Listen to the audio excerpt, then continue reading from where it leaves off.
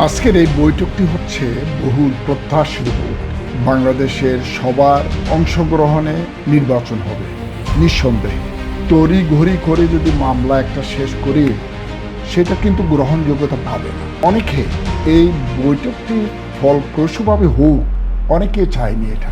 সংস্কার কাজ করবে, বিচার প্রক্রিয়াটা শুরু হবে, বিচার করে দেন নির্বাচনের ব্যবস্থা করবে। এই বৈঠকে আলাপ আলোচনার মাধ্যমে অধিকাংশ সমস্যার সমাধান হয়ে যাবে ইনশাআল্লাহ।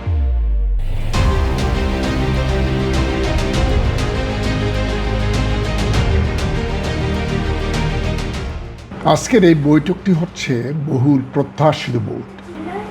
আমাদের অধ্যাপক ইউনুস সাহেব উনি লন্ডনে গিয়েছেন, যদিও বা উনি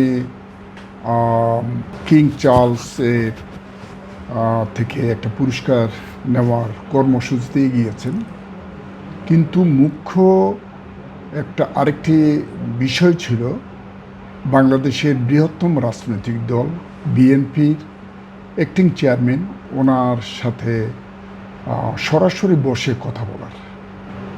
এই আলাপ আলোচনায় আজকের যে বৈঠকটি হলো, আমি অল দ্য টাইম আমি এটা ফলো করেছি। এটা একটি বাংলাদেশের পক্ষে বিপক্ষে সবারই একটু বহুল প্রত্যাশিত বৈঠক হিসেবে সবার মনে এটা ছিল। কিন্তু আজকে অনেকে এই বৈঠকটি ফলপ্রসূভাবে হোক, অনেকে চায়নি এটা।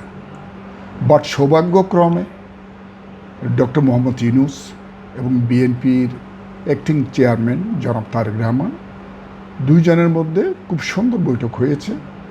জয়েন্ট প্রেস কনফারেন্স করেছেন সরকারের নিরাপত্তা বিষয়ক উপদেষ্টা জনাব খলিল রহমান, আমাদের স্ট্যান্ডিং কমিটির মেম্বার জনাব আমির খুসরু মাহমুদ চৌধুরী দুজনে বক্তব্য রেখেছেন একই সাথে, এবং বৈঠকটিকে সফল হয়েছে। আমি মনে করি এই বৈঠকের পরে বাংলাদেশের বর্তমান রাজনৈতিক প্রেক্ষাপটে যেটা খুব বেশি প্রয়োজন ছিল, এই বৈঠকে আলাপ আলোচনার মাধ্যমে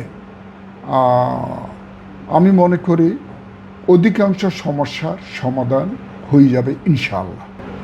আগামী দিনে যদি সুষ্ঠু সুন্দর নির্বাচন হয়, বাংলাদেশের সবার অংশগ্রহণে নির্বাচন হবে নিঃসন্দেহে। এই নির্বাচনটা বাংলাদেশের একটা বৃহত্তম রাজনৈতিক দল বাংলাদেশ জাতীয়তাবাদী দলের অংশগ্রহণ, সেই ব্যাপারে প্রেক্ষাপট বিবেচনা করে সবার সামগ্রিকভাবে সেই নির্বাচনকে সাফল্যমণ্ডিত করার জন্য একটা বিরাট একটা ভূমিকা আছে। আমাদের বাংলাদেশ জাতীয়তাবাদী দলের পক্ষ থেকে আমি আশা করি সেই প্রেক্ষাপট তৈরি হয়েছে এবং সেভাবে কাজ করবে।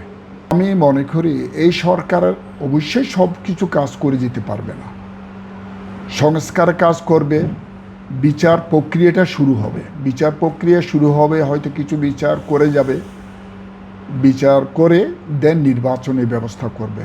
কিন্তু কতদিন একটা বাংলাদেশের অতীত আমরা যদি দেখি, একটা মামলাতে 10, 15, 20 বছরও যায় একটা মামলা।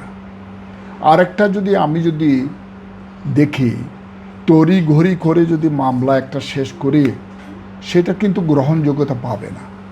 সুতরাং যতটুকু সম্ভব আর্লি মামলা প্রক্রিয়া মধ্যে আনতে হবে এবং শেষ করতে হবে।